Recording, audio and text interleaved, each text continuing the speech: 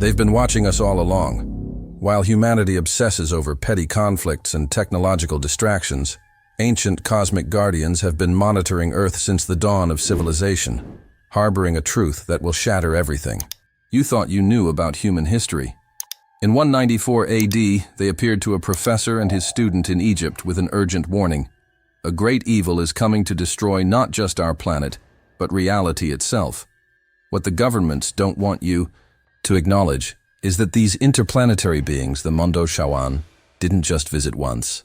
They've been influencing our development, preparing us for a cosmic battle prophesied thousands of years ago. The shocking evidence lies hidden in plain sight. Ancient temples perfectly aligned with distant star systems, hieroglyphs describing technology that shouldn't have existed, and artifacts that defy conventional dating methods. Here's what will really blow your mind. These beings took something crucial from Earth: 4 elemental stones and the genetic blueprint for a perfect being. Why? Because humanity wasn't ready to protect them. Our endless wars and self-destructive tendencies made us untrustworthy guardians of the ultimate weapon against universal annihilation. But now the countdown has begun. The prophecy states that in exactly 5,000 years from its discovery, the great evil will emerge from a black hole to consume our world. Do the math. That puts the deadline in our near future. The elemental stones of water, fire, earth, and air, along with the mysterious 5th element, are the only hope for survival. What's truly disturbing is how this ancient warning aligns perfectly with current astronomical observations that scientists can't explain. Anomalies at the edge of our solar system, unexpected radiation patterns, and gravitational disturbances that defy known physics. The evidence is mounting, but mainstream science refuses to connect these dots. The good news? There's still time. The Mondo Shawan promised to return the stones when humanity needed them most.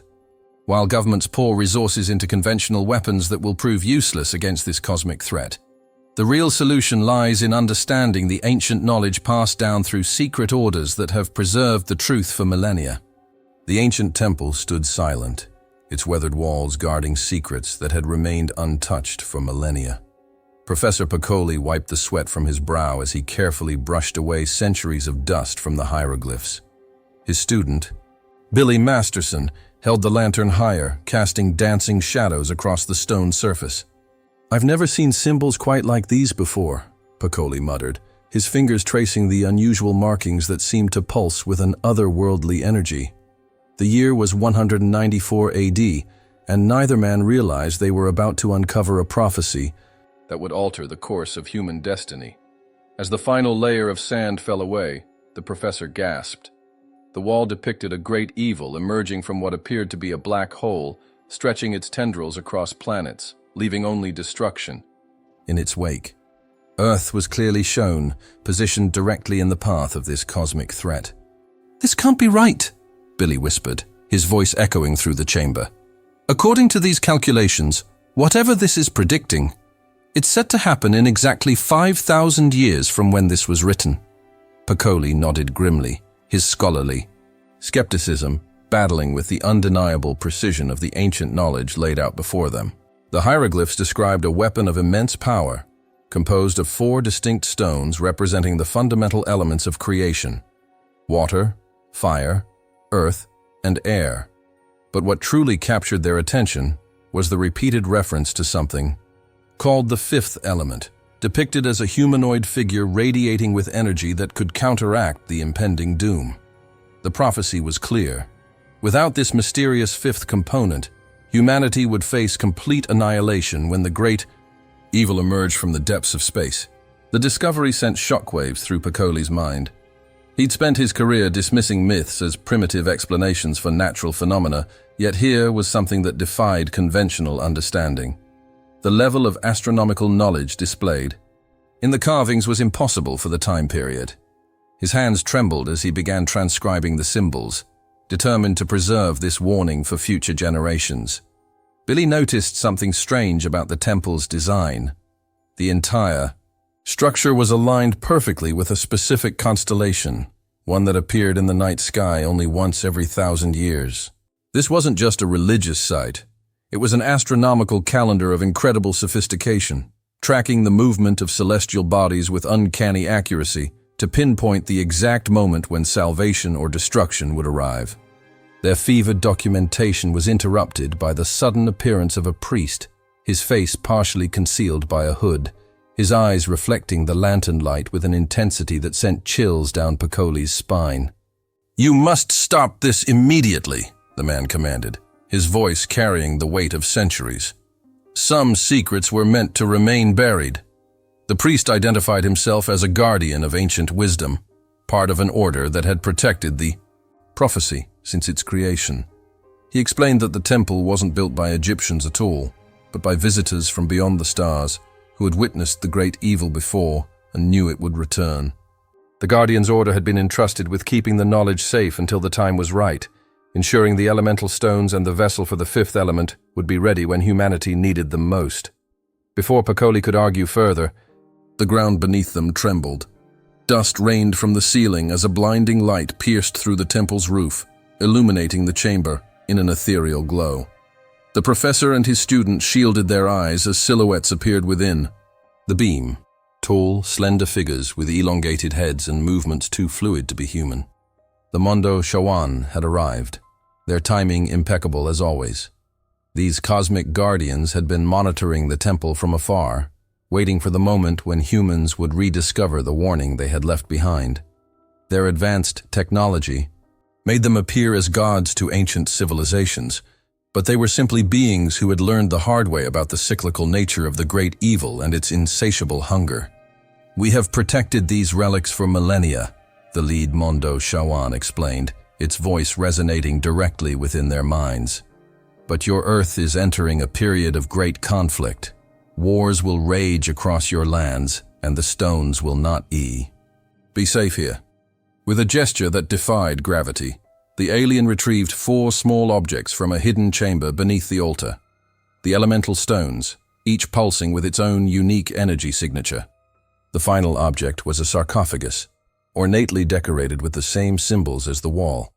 Whatever lay inside remained sealed, but Picoli somehow knew it contained the genetic blueprint for the fifth element, the key to activating the ultimate weapon when the time came. The Mondo Shawan's eyes reflected something akin to sadness as they prepared to depart. "We will return these when the prophecy nears fulfillment. Until then, remember what you have learned here today. Prepare your descendants for what is to come." As the aliens ascended back to their vessel with the precious cargo, the priest turned to Picoli with a solemn expression. "Now you understand the burden my order has carried. We must prepare humanity for a battle that will determine the fate of not just our world, but the entire universe." The professor nodded, his academic ambitions suddenly seeming trivial compared to the cosmic knowledge he now possessed. The great evil would come for Earth one day, bringing with it the promise of total destruction.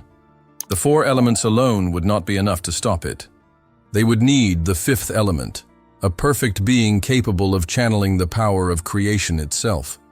As they emerged from the temple into the cool night air, the stars seemed to pulse with new meaning. Somewhere out there, a cosmic battle was brewing, one that would reach its climax in a future they would never live to see. Cornelius, the youngest member of the priest's order who had been observing from a distance, committed every detail to memory, knowing that one day, his descendants would play a crucial role in humanity's last stand against the darkness approaching from beyond the stars. The year 2214 dawned with humanity reaching unprecedented heights of technological achievement. Gleaming metropolises stretched toward the heavens, interplanetary travel had become commonplace, and the ancient wars that once plagued Earth seemed like distant nightmares from a primitive past. Yet despite all this progress, few remembered the prophecy discovered in that Egyptian temple centuries ago, save for one man. Cornelius, the last in a long line of guardians, kept vigil from his modest apartment in New York's ecclesiastical district, scanning the night sky with instruments far more sophisticated than his ancestors could have imagined. For 300 years, his order had passed down the ancient knowledge, preparing for the moment when the stars would align exactly as foretold. When his monitoring systems began detecting unusual energy patterns at the edge of the solar system, Cornelius felt a chill run down his spine. The time of reckoning had arrived. The great evil was approaching, just as the prophecy had warned. Across the city, in the president's fortified command center, alarms blared as military satellites tracked an anomaly moving through space at impossible speeds. "What exactly am I looking at, General?" the president demanded, her face illuminated by the holographic display showing a massive fireball pulsing with malevolent energy as it carved a path of destruction through the outer planets. The assembled military leaders exchanged nervous glances, their years of training offering no protocol for this unprecedented cosmic threat. "It's approximately 200 miles in diameter, Madam President," the general replied, his voice steady, despite the fear evident in his eyes. "It's consuming everything in its path. Asteroids, space stations, even light itself. Our analysts are calling it a sentient black hole, though that contradicts everything we understand about astrophysics." As they watched, the fireball absorbed a research outpost near Jupiter, growing slightly larger as it did so. The destruction wasn't random or natural. It was deliberate, methodical, and unmistakably intelligent. The president's decision came. Swiftly, humanity would fight back with everything in its arsenal.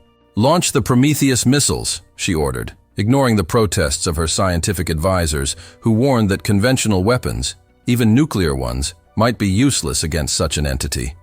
The military sprang into action, deploying the most advanced fleet in human history to intercept the threat before it could reach Earth. But as the first volley of missiles approached their target, something unexpected happened. Instead of detonating on impact, they simply disappeared into the swirling mass of the fireball. Moments later, the same missiles emerged again, now turned against the very ships that had launched them. The resulting destruction was absolute. The entire fleet reduced to atoms in seconds, their sacrifice not even slowing the great evil's advance. In the command center, stunned silence fell as the magnitude of their failure became clear. Humanity's mightiest weapons had not only proven ineffective, but had actually strengthened their adversary. It was in this moment of desperation that Cornelius arrived, his ancient robes standing in stark contrast to the sleek military uniforms surrounding him. "I tried to warn you," he said softly, his eyes reflecting the same cosmic knowledge that had burned within his ancestors. "This enemy cannot be defeated through destruction. It feeds on it. The more you attack, the stronger it becomes." The president regarded him skeptically, but with their options rapidly dwindling, she motioned for him to continue. Cornelius revealed the truth that his order had protected for millennia. The prophecy, the 4 elemental stones, and the mysterious 5th element that together formed the only weapon capable of stopping the approaching doom. The Mondo Shawan promised to return what they took, he explained, unfurling yellowed parchments covered in symbols identical to those discovered in the temple. "They are a race of cosmic guardians who have faced this great evil before. They have watched over humanity, waiting for the moment when we would need their guidance most." As if summoned by his words, reports began flooding in of an unidentified spacecraft entering Earth's atmosphere. Military defenses automatically locked onto the new arrival, but Cornelius raised his hand in warning. "Do not attack them. They come as allies, bringing what we need to survive." On the view screen, a ship, unlike any human design, materialized, its organic curves and pulsing lights suggesting technology far beyond terrestrial understanding. The Mondo Chawan had returned as promised, carrying with them the 4 elemental stones and the sarcophagus, containing the genetic material of the 5th element. As their ship docked with the orbital defense platform, humanity held its collective breath.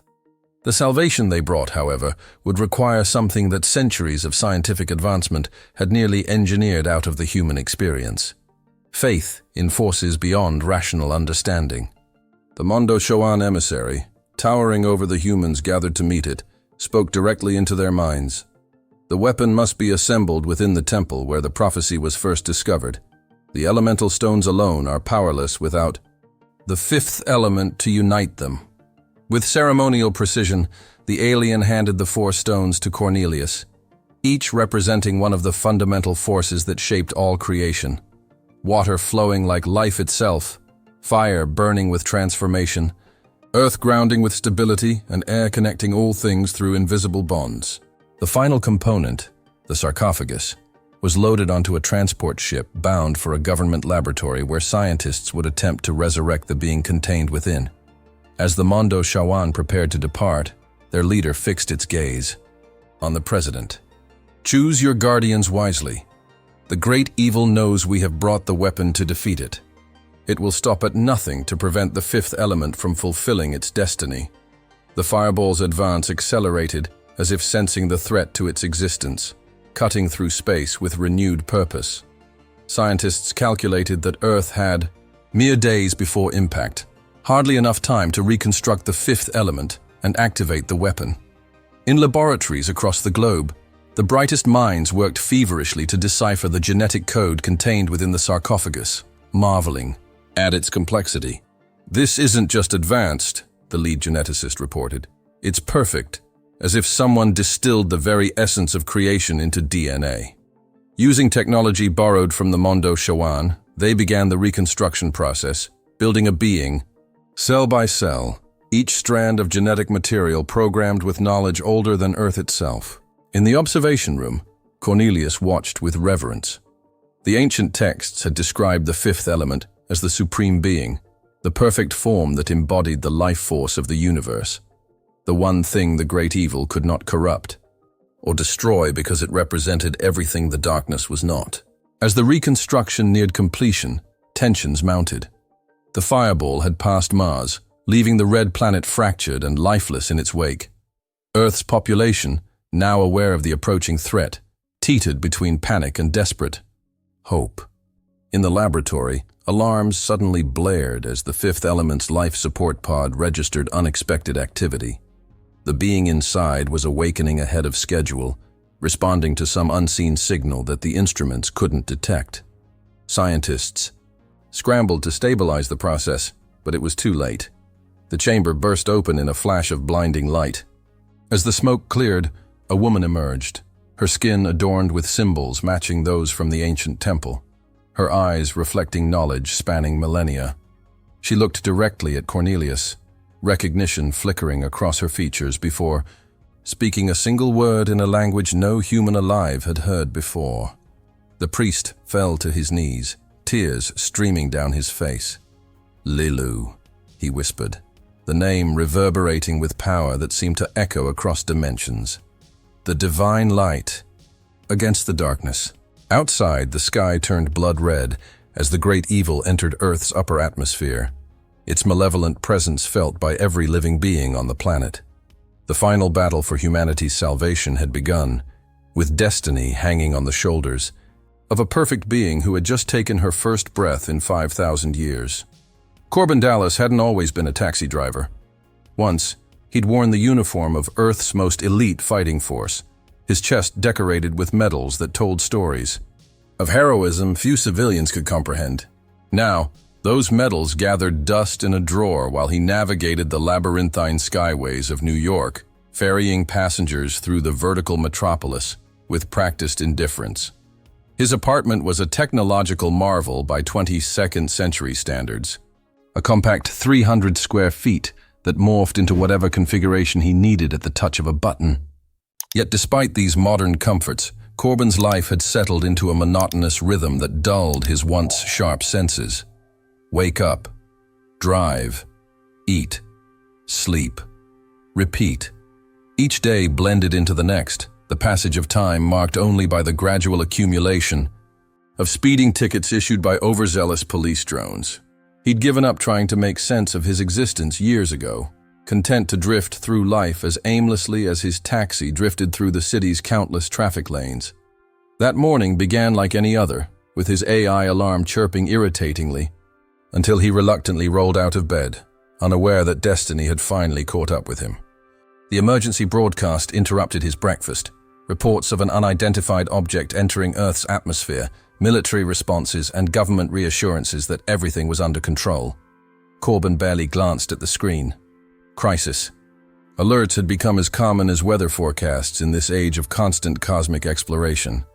He'd just settled into the driver's seat of his hover taxi when a tremendous crash shook the vehicle, sending his coffee splashing across the dashboard. "Perfect," he muttered, reaching for a cleaning cloth. That's when he saw her.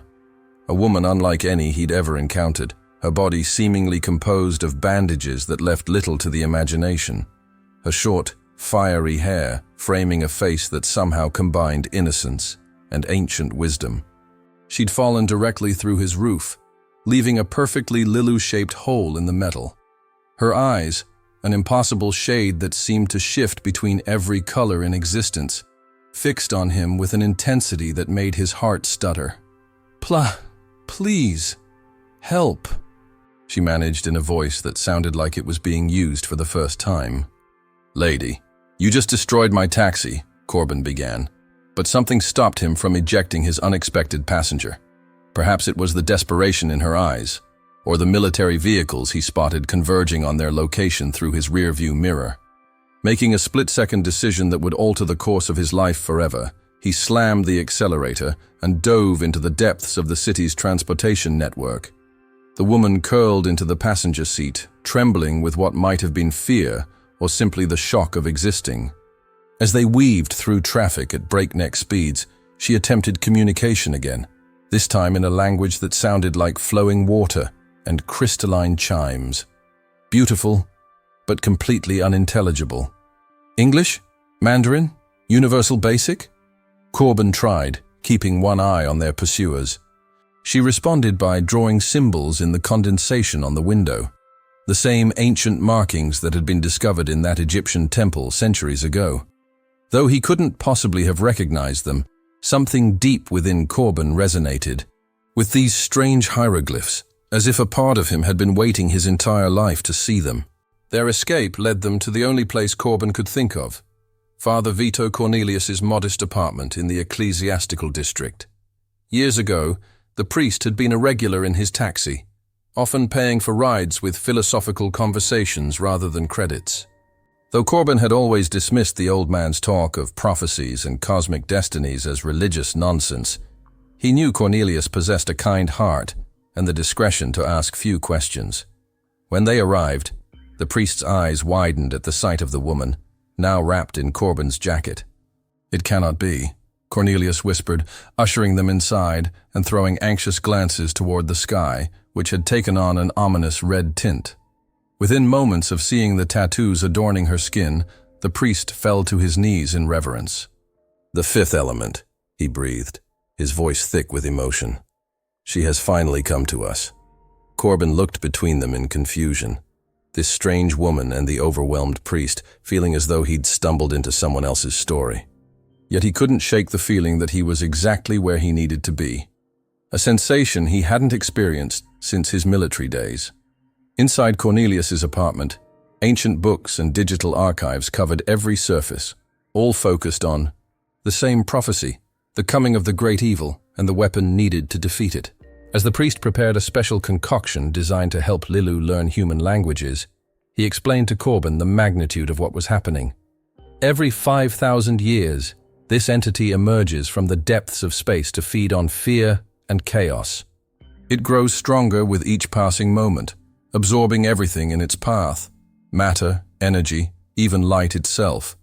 The ancient ones discovered that only one force could stand against it: life, in its purest form, channeled through the four fundamental elements. Corbin listened with growing disbelief as Cornelius described the Mondo Shawan, the elemental stones, and the fifth element, the perfect being who now sat before them, drinking the priest's language remedy with cautious sips. "So you're telling me," Corbin finally said, gesturing toward Lilu, "that she's our only hope against that thing out there that just destroyed our entire defense fleet?" The transformation was remarkable. Within hours, Lilu had absorbed not only English, but dozens of other languages, her mind processing information at speeds that defied human capability. When she finally spoke clearly, her voice carried musical undertones that seemed otherworldly yet strangely familiar. "The stones," she said urgently, her eyes locking with Cornelius's. "We must unite the elements before the darkness consumes all."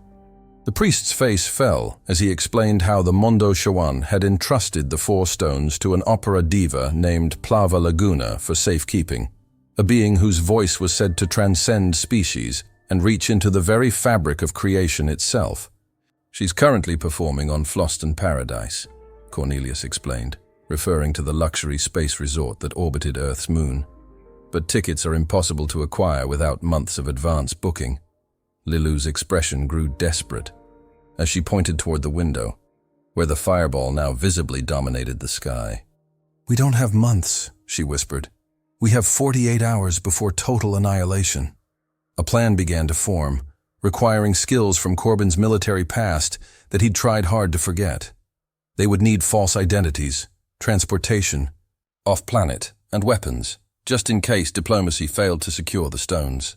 As they prepared, Corbin found himself repeatedly drawn to Lilu, fascinated by her otherworldly grace and the depth of knowledge that seemed to shimmer just beneath her surface. She moved with fluid precision, every gesture efficient yet somehow beautiful, as though her body had been designed for both combat and dance. During a rare moment alone, he found her studying her own reflection with childlike wonder. "What's it like?" he asked hesitantly.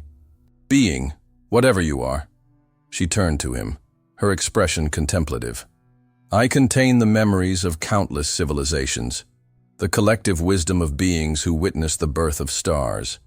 Yet in this form I am new, experiencing hunger, cold, fear." She paused, her gaze lingering on his face, and other sensations for the first time. Something unspoken passed between them, a connection that transcended the chaos unfolding around them. As night fell over the city, military vehicles patrolled the streets while civilians gazed fearfully at the growing mass of darkness in the sky. News reports had stopped offering reassurances, instead broadcasting evacuation procedures and final emergency protocols. In Cornelius's apartment, Lilu pored over star charts while the priest recited ancient prayers. Corbin, checking the weapons he'd procured through old military contacts, felt a strange sense of purpose returning to his life. The woman who had literally crashed into his taxi mere hours ago had somehow rekindled something he thought long extinguished: hope. When she approached him, her movements like flowing water, he found himself holding his breath. "Why do you help me?" she asked, genuine curiosity in her voice. "You don't believe in prophecies or cosmic battles?" Corbin considered the question, surprised by his own answer. "Maybe I just needed something worth fighting for again." Her smile contained both innocence and ancient understanding, a paradox embodied in perfect form. As they prepared to leave for the spaceport, news arrived that changed everything. Zorg, the infamous industrialist whose corporation controlled half the planet's resources, had dispatched mercenaries to Floston Paradise. Someone else was hunting the stones, someone who stood to profit from humanity's destruction. The race to save Earth had officially begun, with an unlikely taxi driver and a divine being leading the charge toward a destiny written in the stars long before either of them existed. Floston Paradise gleamed like a jewel against the velvet backdrop of space, its crystalline structures rotating gracefully around a central axis that housed the most exclusive entertainment venue in the solar system. The luxury cruise liner represented the pinnacle of human extravagance, a playground for the elite where the wealthiest individuals in the galaxy could temporarily escape the mounting crisis on Earth. Securing passage had required Corbin to resurrect his alter ego from his military days, assuming the identity of the famous archaeological adventurer Ruby Rod, while Lilu posed as his assistant. Cornelius, too old for such deceptions, provided guidance through a secure communication channel from Earth, where the great evil's presence now blotted out half the sky, its malevolent energy causing worldwide panic. Scientists estimated less than 36 hours remained before the fireball would make direct contact with the planet's surface, triggering a chain reaction that would unravel the very fabric of Earth's existence. The cosmic destruction would be absolute, erasing humanity from the universe as if it had never existed at all. Meanwhile, in a penthouse office overlooking the smog-filled industrial district of New York, Jean-Baptiste Emmanuel Zorg swirled. A glass of centuries-old wine, his cybernetic eye scanning reports from his agents across the galaxy. Half of his face gleamed with technological enhancements, testament to his belief that humanity's future lay not in flesh, but in metal and circuits. "Fascinating," he murmured, reviewing footage of the military's failed attempt to destroy the approaching entity. As Earth's most powerful industrialist, Zorg had built his empire by profiting from chaos. Wars, famines, and natural disasters had filled his coffers with more wealth than most nations possessed. Yet this approaching apocalypse threatened even his carefully constructed kingdom. Most would consider this motivation enough to join the fight against the great evil, but Zorg wasn't most people. 3 days earlier, as he'd meditated in his private garden, the entity had reached out to his mind, offering a proposition that appealed to his insatiable ambition. Deliver the elemental stones, prevent the activation of the ancient weapon, and he would be spared to rule whatever remained after Earth's destruction. The Floston Paradise Opera House buzzed with anticipation as the audience awaited the performance of the legendary Plava Laguna. The diva's reputation transcended cultural boundaries. Her otherworldly voice said to evoke emotions that many species didn't even have names for. Corbin and Lilu found their seats near the front, their eyes constantly scanning for threats amid the glittering crowd of diplomats, celebrities, and wealthy elites, blissfully unaware of their role in the cosmic drama unfolding around them. "She knows we're coming," Lilu whispered, her gaze fixed on the empty stage. "I can feel her presence. She's been waiting for this moment for decades." Their plan was simple, yet dangerous. Meet with Plava Laguna after her performance, secure the stones, and return to Earth before Zorg's mercenaries could intercept them. What they didn't know was that the Mangalores, a warrior race whose home planet had been decimated by one of Zorg's mining operations, had infiltrated the security team, their bodies cleverly disguised beneath human-like exteriors. These fierce fighters had their own agenda: revenge against Zorg, who had hired and then betrayed them, leaving half their species extinct. As the lights dimmed and the first ethereal notes filled the opera house, Lilu's expression transformed into one of rapture. Plava Laguna emerged onto the stage, her blue skin glistening with what appeared to be scales, her elaborate headdress extending like a crown of cosmic tentacles. The diva's voice defied conventional understanding of music, moving between octaves that shouldn't have been possible for any organic being to produce. While the audience sat mesmerized, something remarkable happened. Lilu began to silently harmonize, her lips moving in perfect synchronicity with the performer, tears streaming down her face as ancient recognition passed between the two non-human entities. "She's singing about the weapon," Lilu whispered to Corbin, her voice barely audible over the performance. "About how the elements must come together. This isn't just a performance, it's a message." As if confirming her words, Plava Laguna's eyes found them in the crowd, a subtle nod acknowledging their presence before she launched into the operatic crescendo that left the audience breathless. The first explosion rocked the opera house just as the final note faded. Panic erupted as Mangalores revealed themselves, shedding their human disguises and opening fire with weapons that reduced security personnel to ash in seconds. Corbin pushed Lilu down behind their seats, his military training kicking in as he assessed the tactical situation. "We need to get backstage to Plava Laguna," he hissed, pulling a compact blaster from his formal jacket. Lilu's response shocked him. Rising to her full height, she faced the approaching Mangalores with an expression of serene determination. "Get to the diva," she commanded. "I'll handle this." Before he could protest, she moved with impossible speed, her body flowing like water between laser blasts. The combat techniques she displayed weren't just advanced, they were beyond human capability, each movement precisely calculated to incapacitate rather than kill. Limbs twisted, bodies flew through the air, and weapons clattered uselessly to the floor as she carved a path through the attackers.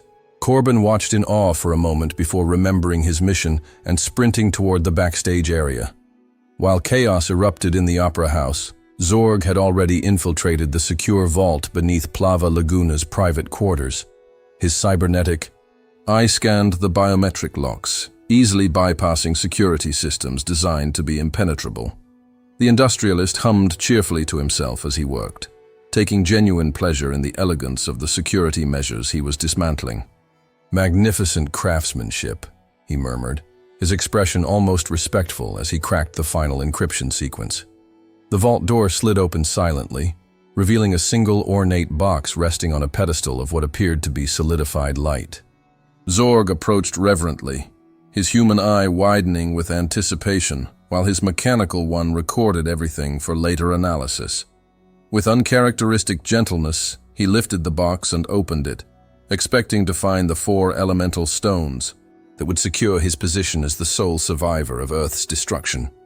Instead, he found emptiness, a perfectly formed cavity where the stones should have been, lined with material designed to mask their energy signature. "No," he whispered, rage building within him as he realized the implications. "No!" Backstage, Corbin found Plava Laguna wounded, blue fluid seeping from a laser wound in her abdomen as she slumped against her dressing room wall. "You're too late," she gasped, her melodic voice now ragged with pain. They were here, Zorg's advanced scouts. Despite her injury, she maintained an otherworldly grace, her elongated fingers beckoning him closer.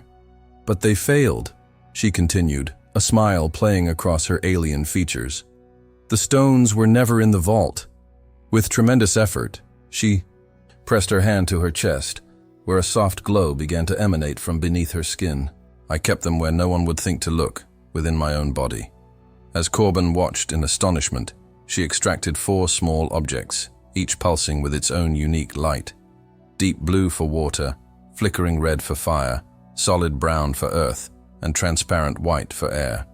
"The 5th element," she whispered, her gaze moving past Corbin to where Lilu now stood in the doorway, her clothing torn but her body somehow unharmed despite the battle she'd just fought. "Perfect being. Take these. Save us all." The moment. Plava Laguna placed the stones in Lilu's hands. A surge of energy connected them, causing the entire room to momentarily glow with blinding intensity. The dying diva pulled Corbin close, her voice fading as she delivered her final message. "Protect her. The weapon needs all 5 elements to function, but more importantly, it needs something you humans possess that the great evil can never. Understand?" Her eyes began to dim, the luminescence of her skin fading like a star being extinguished. She knows the elements, she knows the words, but she needs... Her final word was lost as her body dissolved into particles of light that swirled briefly around the room before dissipating into nothingness. Lilu stood transfixed, the 4 stones cradled against her chest, her expression a mixture of determination and growing uncertainty. Outside, they could hear the sounds of battle intensifying as the Mangalores clashed with Zorg's personal security force. The clock was ticking. They needed to get off Floston Paradise and back to Earth before the great evil consumed their world entirely. But as they turned to leave, they found their path blocked by a figure whose reputation preceded him throughout the galaxy. Zorg himself, his mechanical eye glowing red with fury as he leveled an advanced weapon directly at them. "I'll be taking those stones now," he said pleasantly, as if discussing a business transaction rather than the fate of humanity. "The great evil has promised me survival in exchange for them. Nothing personal, you understand. Just good business." Corbin's military instincts took over as he faced the notorious industrialist, calculating the milliseconds it would take to draw his weapon against Zorg's already aimed device. The standoff crackled with tension, neither man willing to blink first in this deadly game of cosmic consequence. "The stones serve no purpose to you," Lilu stated calmly, her voice carrying an authority that momentarily caused Zorg's cybernetic eye to flicker with uncertainty. "The great evil has lied to you. It consumes all matter, all energy. It does not spare, it does not bargain, it only destroys." The industrialist's human half smiled, a cold expression that never reached his eyes while his mechanical components whirred with calculations and probability assessments. "Perhaps," he conceded with a slight tilt of his head, "but I've built my fortune on calculated risks, my dear. And right now, the odds favor my survival more than yours." His finger tightened on the trigger of his weapon, a prototype Zorg. Industries ZF-1, capable of disintegrating organic matter while leaving valuable artifacts intact. It was precisely this feature that made it perfect for his current mission: kill the fifth element, preserve the stones. What Zorg hadn't accounted for was the Mangalore commander, whose massive form suddenly filled the doorway behind him. Still disguised in the tattered remains of a human security uniform, the alien warrior leveled his own weapon at the back of the industrialist's head. "Remember us?" the commander growled, his voice distorted by the translator implanted in his throat. "The survivors of planet Floston. The ones your mining operation left homeless and then hired as mercenaries before attempting to exterminate us when the job was done." Zorg's expression remained impressively composed as he found himself caught between two adversaries. "Ah, business is so complicated these days," he sighed with theatrical regret. "Perhaps we can negotiate a mutually beneficial arrangement. I. Sure, there's a settlement that would satisfy all parties." While he spoke, his free hand subtly activated a device attached to his wrist, a miniature bomb timer counting down from 5 minutes. Chaos had always served Zorg well. It created opportunities that orderly minds could never anticipate. If he couldn't secure the stones through direct confrontation, he would ensure no one else could use them either. The distraction provided by the Mangalore commander gave Corbin the opening he needed. In one fluid motion, he tackled Lilu to the ground as energy blasts erupted above them, the air sizzling with deadly crossfire between Zorg and the vengeful alien. "We need to get out of here, now!" Corbin shouted over the deafening exchange, pulling Lilu toward an emergency exit while keeping his body between her and the firefight. The fifth element clutched the elemental stones tightly against her chest, her eyes wide as she witnessed the violence humans were capable of inflicting upon one another. Something shifted in her expression, a flicker of doubt, perhaps even disappointment. They escaped into a service corridor just as the Mangalore commander's final shot caught Zorg in his human shoulder, spinning the industrialist into a control panel. Injured but far from incapacitated, Zorg triggered the hotel's lockdown protocol before limping toward his private shuttle, satisfied that the countdown on his explosive device continued its silent march toward zero. The frantic escape that followed tested even Corbin's extensive training. Security barriers slammed down throughout Floston Paradise as the luxury liner's AI detected the security breach, trapping panicked guests in their quarters while defense systems activated with lethal efficiency. Ruby Rod, the actual celebrity whose identity Corbin had borrowed, stumbled into their path, his flamboyant outfit now disheveled, his famous composure shattered by the violence erupting around him. "What is happening?" he shrieked, latching onto Corbin with desperate fingers. "I'm supposed to be hosting the after-party, not running for my life." Under normal circumstances, Corbin would have abandoned the liability Ruby presented, but something about the media personality's genuine terror stirred his protective instincts.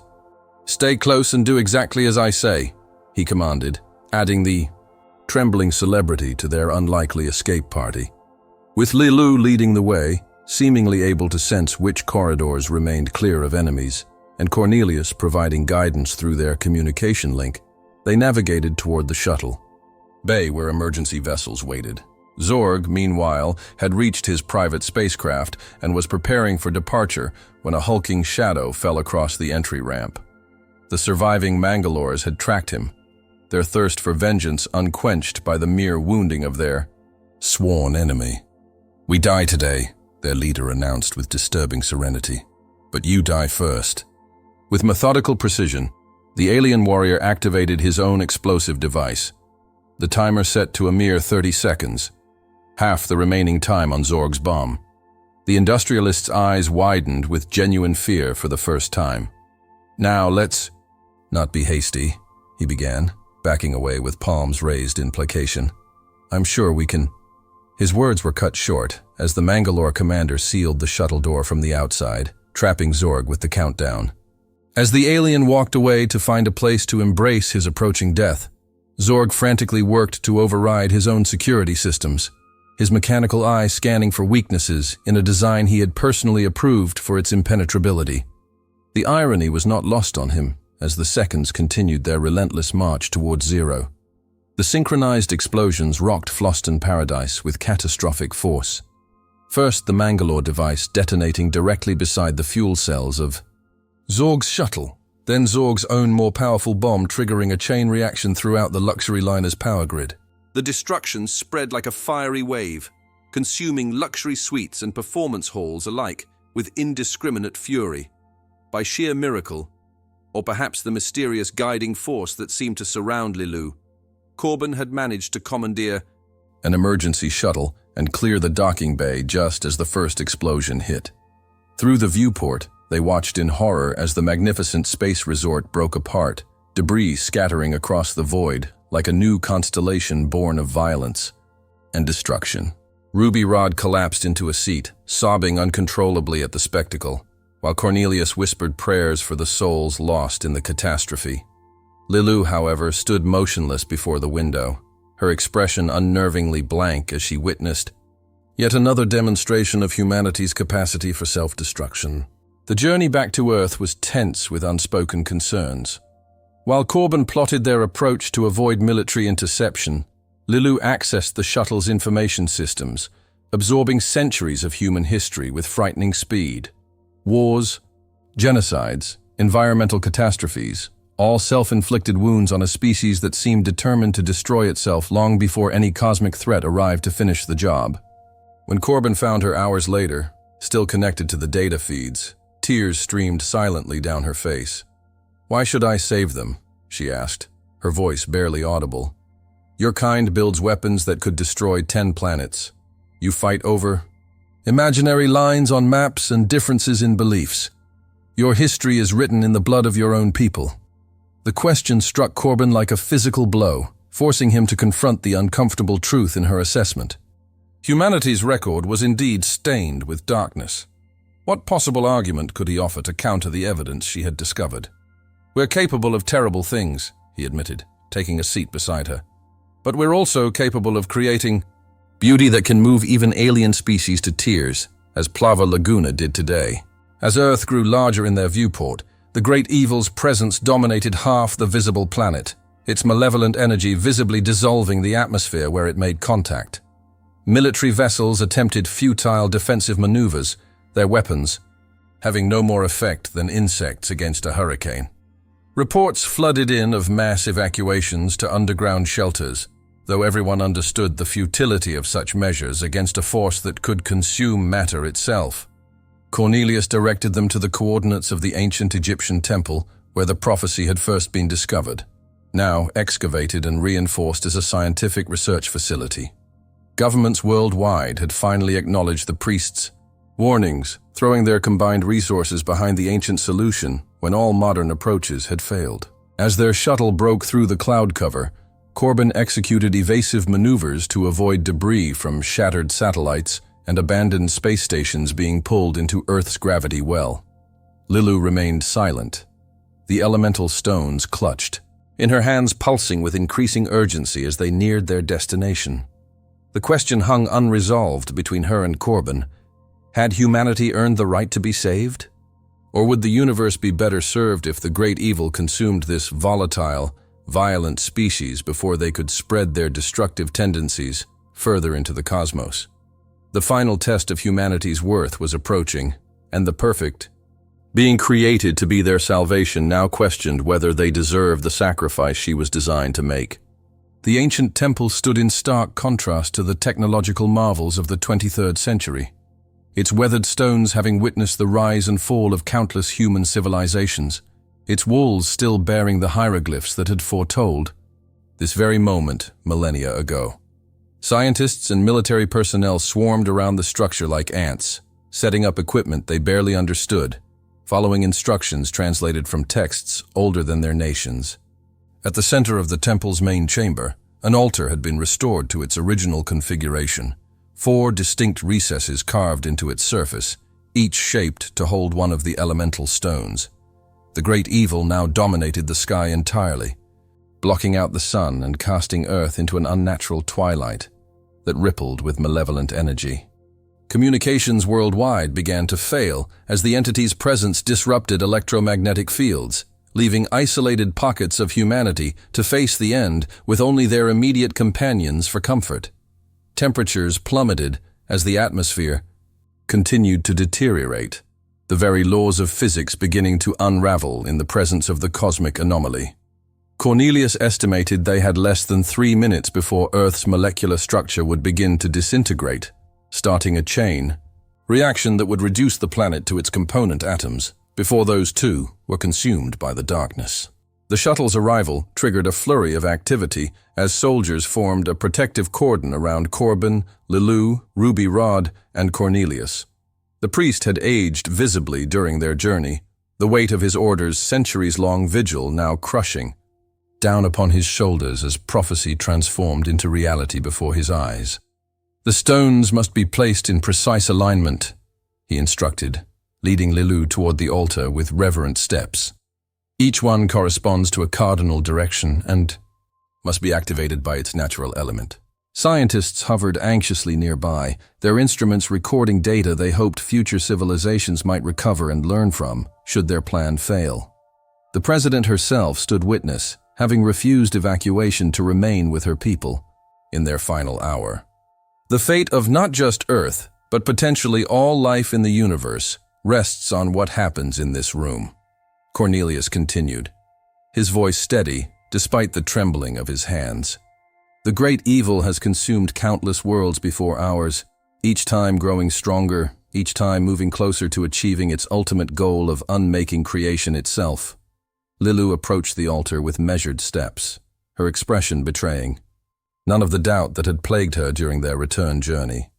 With ceremonial precision, she placed each stone in its corresponding recess: blue waterstone to the north, red firestone to the south, brown earthstone to the east, and transparent airstone to the west.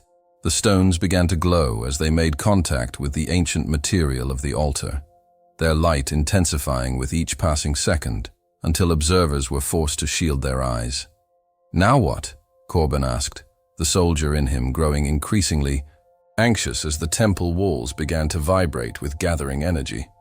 Cornelius consulted the ancient texts, his brow furrowing with concern. "According to the prophecy, each element must be awakened by its natural catalyst," he explained. "But the specifics were lost in translation. We don't know exactly what that means." Lilou studied the hieroglyphs surrounding the altar, her perfect being status allowing her to decipher nuances that had eluded human scholars for centuries. "Not catalysts," she corrected gently. "Life forces, the essence of each element as it exists within life itself." Understanding dawned first in Ruby Rod's eyes, the flamboyant personality rushing forward with uncharacteristic purpose. "Water!" he exclaimed, pressing his palm against his forehead and then touching a finger to the blue stone. "Sweat, the water of life that flows from exertion." A droplet transferred from his skin to the stone, which immediately began to pulse with increased luminosity. Cornelius nodded vigorously, turning to the soldiers nearby. "Earth!" he called out, gesturing to the floor. One quick-thinking officer understood, scraping dust from the ancient stones and sprinkling it over the brown elemental, which responded with a deep, resonant hum. "Fire," Corbin muttered, reaching for the lighter he always carried, a relic from his days as a smoker. The flame danced briefly above the red stone before being absorbed into its crystalline structure, causing the temperature in the chamber to spike momentarily. All eyes turned to the final stone, air, transparent and seemingly unchanged, despite the activation of its 3 companions. "Breath," Lilou whispered, leaning forward to exhale gently across its surface. The airstone shimmered in response, completing the quartet of activated elements. A beam of pure energy shot upward from the center of the altar, connecting the ancient temple to the heart of the great evil that loomed above. The entity responded immediately, its amorphous form contracting as if in pain, the fireball at its core pulsating with increased intensity. "It's working!" scientists called out, their instruments registering a disruption in the destructive pattern that had been consuming Earth's atmosphere. Yet something was still missing. The energy beam wavered, lacking the full power needed to repel the cosmic threat. All eyes turned to Lilou, who stood motionless beside the altar, her hands hovering above the 4 activated stones. According to the prophecy, she was the fifth element, the perfect being designed to channel and direct the power of the four fundamental forces. Yet hesitation was evident in her posture, doubt clouding her eyes as she gazed upward at the entity that had destroyed countless civilizations before reaching Earth. "They're not ready," she whispered, her voice carrying despite the chaos erupting around them as the temple began to crack under the strain of channeling such tremendous energy. "Humanity still fights itself, still destroys, still hates." Corbin moved toward her, ignoring Cornelius's warning gesture. The former soldier understood something the others didn't, that the perfect being they had placed their hopes in was experiencing the most human emotion of all, moral uncertainty. "You're right," he admitted, closing the distance between them, until he stood directly before her. "We're flawed. We fight wars over resources and ideologies. We damage our own planet. We can be cruel and selfish and short-sighted." The temple shook violently as the great evil pushed back against the elemental energy attempting to contain it, debris falling around them as support columns began to crack. "But we also create art that can move strangers to tears. We risk our lives to save people we've never met. We look up at the stars and dream of exploring them rather than conquering them." Lilu's expression softened slightly, but the doubt remained. "How can I be certain?" she asked, genuine anguish in her voice. "How can I know humanity deserves to continue its journey when I've seen so much evidence of its destructive nature?" The countdown reached its final seconds. Less than a minute remained before the molecular stability of Earth would collapse beyond recovery. Scientists abandoned their instruments, soldiers lowered their weapons, and ordinary citizens around. The world held their loved ones close as they prepared for an end they couldn't comprehend. Even Ruby Rod had fallen silent, his usual exuberance replaced by quiet dignity in the face of extinction. Cornelius prayed fervently, reciting texts passed down through his order for thousands of years, hoping the ancient words might carry some power, even if their plan failed. The president stood tall, refusing to show fear as she faced the end of her world and the people she had sworn to protect. And Corbin, acting on instinct rather than calculation for perhaps the first time in his military career, did the one thing no tactical training had prepared him for. He reached for Lilu's hand, interlacing his fingers with hers. "I can't prove humanity deserves to be saved," he said softly. "I can only show you what we're capable of feeling." The touch was electric, sending a current of sensation through Lilu's perfect form that no programming could have prepared her for. In that moment of connection, something shifted within her, an understanding that transcended logic, a feeling that defied the cosmic knowledge embedded in her design. The prophecy had spoken of the fifth element as the supreme being, but it hadn't mentioned what made that being supreme. It wasn't perfect knowledge or extraordinary power, but the capacity to make choices based on something beyond calculation, something the great evil, for all its cosmic might, could never comprehend. "Love," she whispered. The realization, transforming her expression from doubt to sudden clarity. "That's what Plava Laguna was trying to tell us. The fifth element isn't just me. It's what I'm capable of feeling. What all life is capable of feeling." The connection between them deepened as Corbin stepped closer, his eyes reflecting the same revelation. Without words, they both understood. What needed to happen next? A demonstration of the one force the great evil couldn't corrupt or consume because it couldn't understand its power. Their kiss sent shockwaves through the temple as Lilu's true power activated, her body becoming a conduit for energy that defied scientific measurement. The four elemental stones levitated from the altar, orbiting the embracing couple at increasing speeds until they became rings of pure light, blue, red, brown, and white, merging into a perfect spectrum that expanded outward in concentric circles.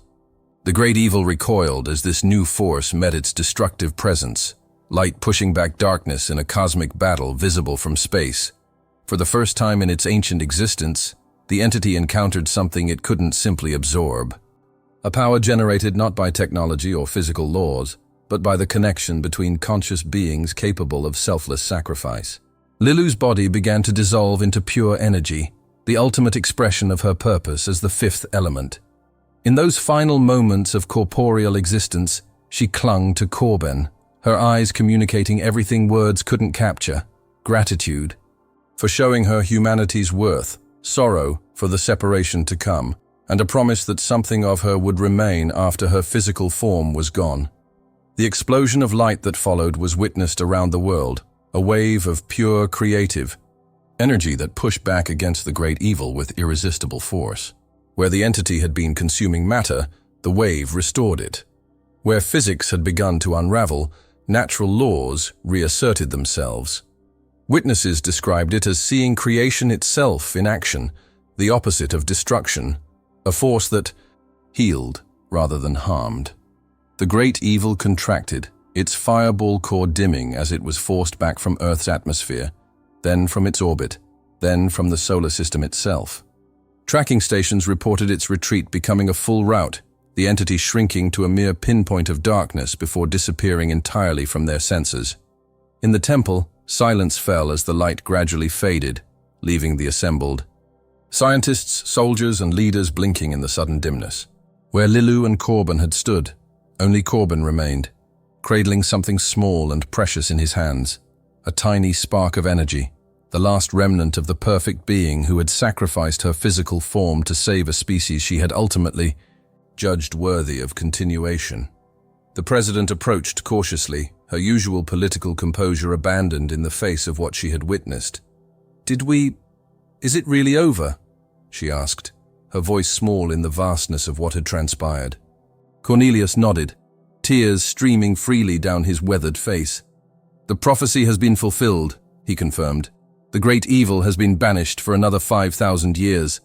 Scientists rushed to confirm this assessment, their instruments gradually coming back online as Earth's electromagnetic field stabilized.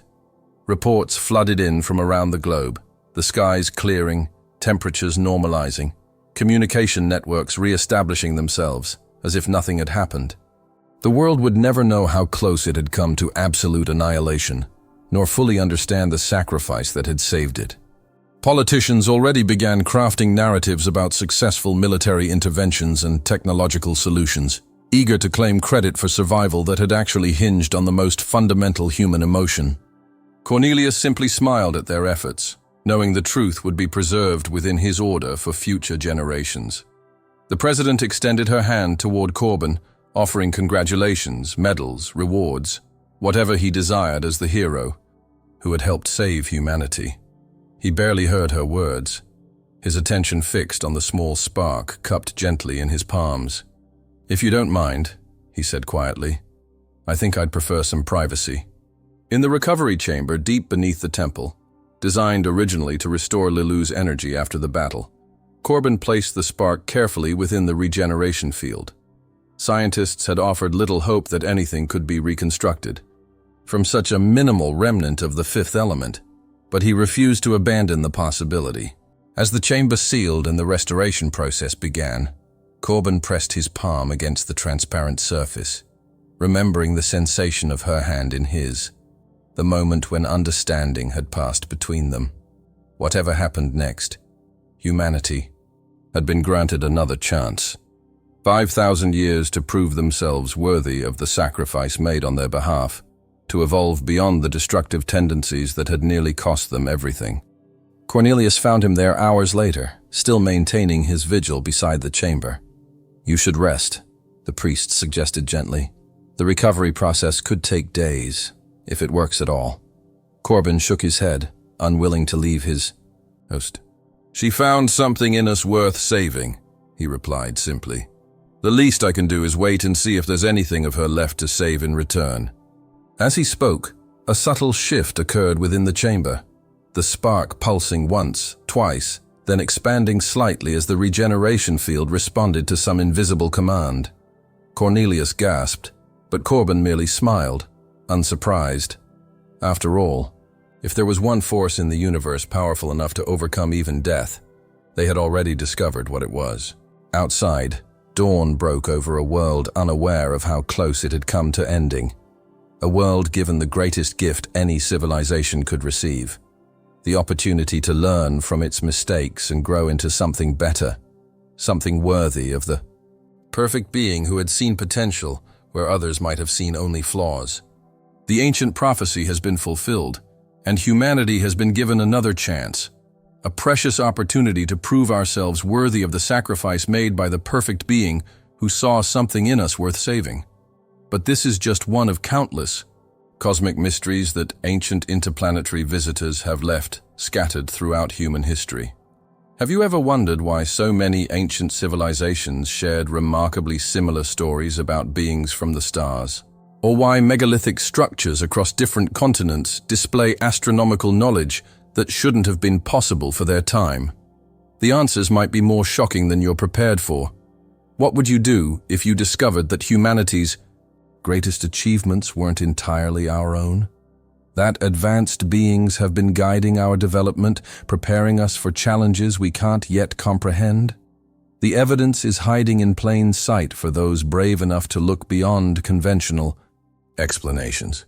The story of the fifth element and humanity's salvation from the great evil might seem like science fiction, but ancient texts from cultures worldwide describe remarkably similar cosmic battles between light and darkness.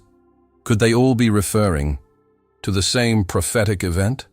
And more importantly, could it happen again? Our next video explores the mysterious Mondo Shawan and their continued influence on Earth's most powerful institutions.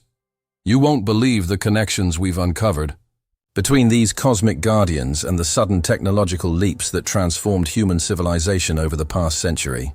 Are we being prepared for something even greater than the threat we just survived? The truth is more extraordinary than any fiction, and we're just scratching the surface of humanity's cosmic connections. Don't miss a single revelation.